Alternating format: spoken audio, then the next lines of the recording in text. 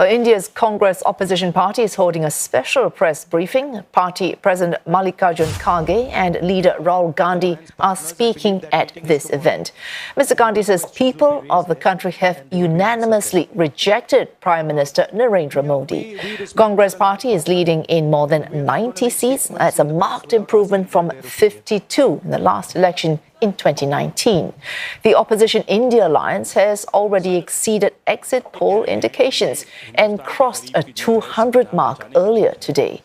Prime Minister Narendra Modi's Bharatiya Janata party-led alliance is at about 300.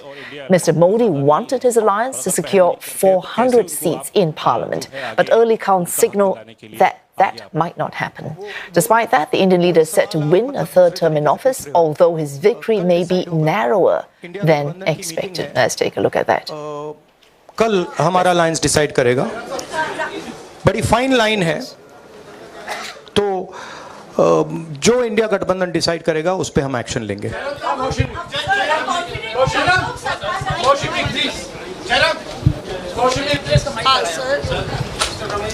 This was Congress party chiefs there speaking at their press at a presser at their party headquarters. For more on the India elections, vote counting is still ongoing. Rebecca Bundan joins us live from Bengaluru. Rebecca, what are the latest results from the southern states?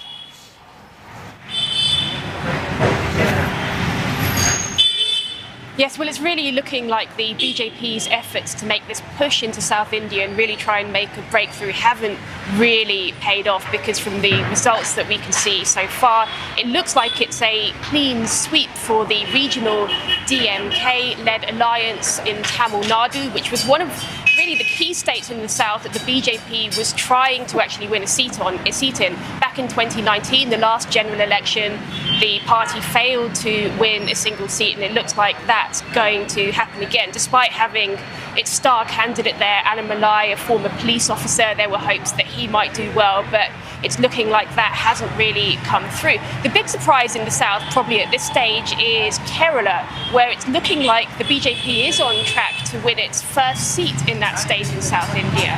And that's a seat that's been won by an actor turned politician. So that's an interesting development. Here in Karnataka, the state of Karnataka, that's also been slightly disappointing, perhaps, for the BJP, because although it looks like it's on track to win the majority of the seats here, it's leading in most of those seats, it doesn't look like it's going to repeat the performance of 2019 when it won 25 seats in Karnataka, and that was actually most of the seats that it won in the region. It will pick up a lot of seats here and still have the majority, but it's looking like Congress may have actually managed to take away some of those seats from the party, so that would be a concern. So certainly what it's looking like, despite those efforts by Modi's BJP, the South might end up being quite a bit of a disappointment, like the results nationally that we're seeing, basically.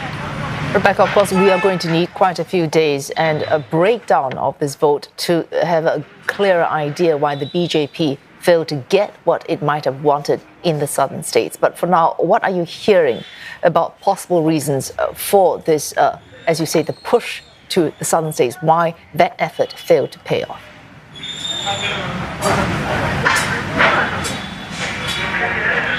Well, the south of India has really been very difficult for the BJP to make a breakthrough and to make those inroads, because it is really a political landscape that's dominated by regional parties. Now, that's also because if we look at the states in the south of India, they have their own languages, they have their own cultures. It really is difficult for a party like the BJP, which is built on its Hindu nationalism, to actually appeal to voters here. That's what analysts say, that those religious ideas don't really appeal to voters necessarily in South India, where they're more concerned with issues such as development, local issues, the regional kind of issues. And if we look at South India, it is a much more prosperous region as well.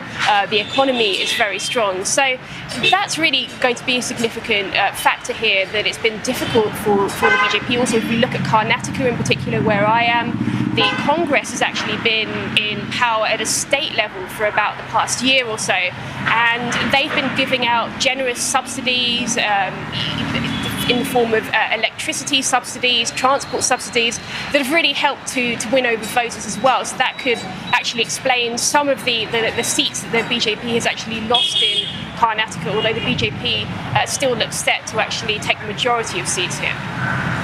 Well, thanks. Rebecca Bundan reporting live to us there from Bengaluru in India.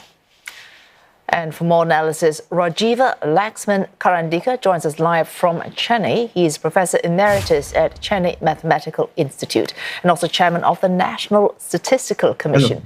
Oh, thanks for joining us this evening, Professor Rajiva. Now, we just heard from our various correspondents covering this event for us across India. Now, southern states, BJP, and it may have found it hard to make any inroads there, but elsewhere in India, so Uttar Pradesh, we are seeing losses there as well. Right now, why do you think is the reason for that? Yeah. So, yes, there are losses in UP and there is loss in Maharashtra, the two major ones. Various places where BJP had hoped to make a big inroad, like Bengal, it has not happened. But one thing should be seen is that as of now, at least, BJP is retaining its vote share, what it was in 2019, which is like 37%. So the push has happened because the opposition is able to manage its organization better, their coalition better. And what in India used to be called index of opposition unity. So that has improved for opposition, and that has one reason. There could be many, and we'll need to keep analyzing that. But other thing would be, while they've retained their votes, some of their allies may not have, and so on. So poor managing the allies may be one reason, losing votes to the opposition managing its campaign better, and Congress has gained. Congress has definitely gained. They were like 42 seats last time, and this time it looks like they're coming closer to 100. So there is a big win for Congress. All right, Professor Rajiva, what it does with this win is the question. Now, from 52 to possibly 100 seats, and perhaps a little more, perhaps a little less than that, it will now need to work with its alliance members, about 24 to 28 members in an alliance. Now, even before the election, they could not agree on a prime ministerial candidate. They could not agree on a great many things. With this win, are they likely to agree better, or is there going to be likely more division amongst the opposition coalition? Of course, the opposition would like the coordination to be better, but the history is such that it doesn't look likely. Because in 2019, this is what happened. Just before the Lok Sabha, the parliament election, Congress won in 2 or 3 major states. And that put a stop in their coordinating with their opposition, because Congress felt it is coming strong. So it will be we will have to wait and see if Congress as well as opposition has learned their lessons from the past and they stick together. But it's not an easy thing. Likewise for BJP, in the last 10 years, they had absolute majority in the parliament, and therefore they could manage their allies better.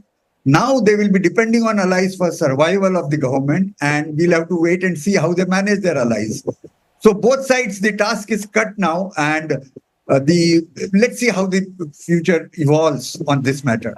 Right, Professor Rajiva, one of our, Neha Punya, our correspondent in New Delhi at the BJP headquarters, she said this is a return of coalition politics. It's the end of the BJP stranglehold on Indian politics that we have seen in the last 10 years.